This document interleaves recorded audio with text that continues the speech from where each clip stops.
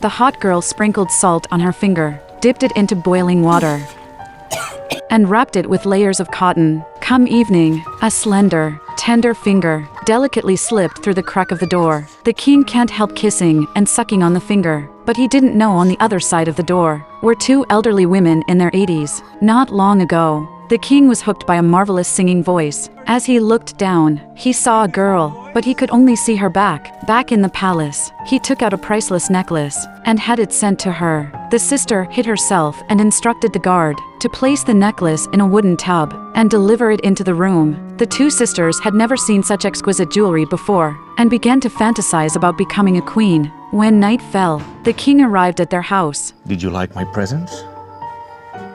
Have you tried it on? The younger sister wanted to tell the king the truth, but the older sister stopped her and mimicked a girl's voice. I'm just a poor girl. I don't deserve the honor you bestow on me. The mysterious act intrigued the king even more. The older sister came up with a delaying tactic, claiming she was too shy. She asked the king to return in 7 days, promising to show him a beautiful finger at that time. The king, already enthralled, agreed without a second thought. And I shall return and admire the eighth wonder of the world, your rosy maidenly finger. In the following days, the sisters tried various methods to soften their wrinkled skin. The lady opened the cotton cloth, only to find her finger was somewhat decayed from soaking in sweat. However, a knock on the door sounded again, signaling the king's arrival to fulfill their promise. Inside the room, the two sisters were at a loss. Suddenly, the older sister noticed her younger sister, who often sucked her fingers, had fine and smooth index fingers.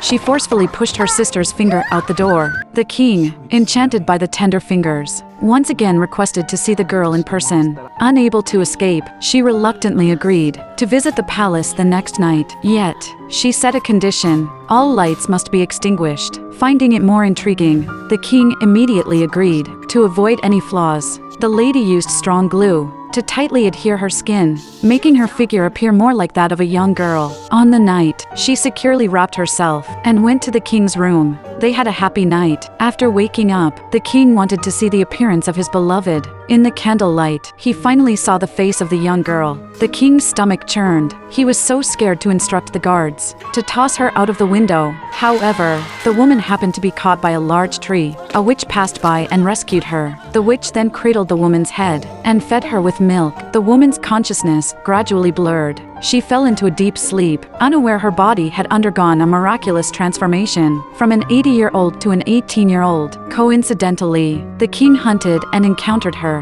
He was so captivated by her beauty and figure. On the other side, the sister received a gown. The guard informed her to the king's wedding banquet. She nervously made her way to the palace, completely unaware the young and beautiful queen It's me, Dora. was her own sister. She continually questioned her sister about how she achieved such a transformation. I want to.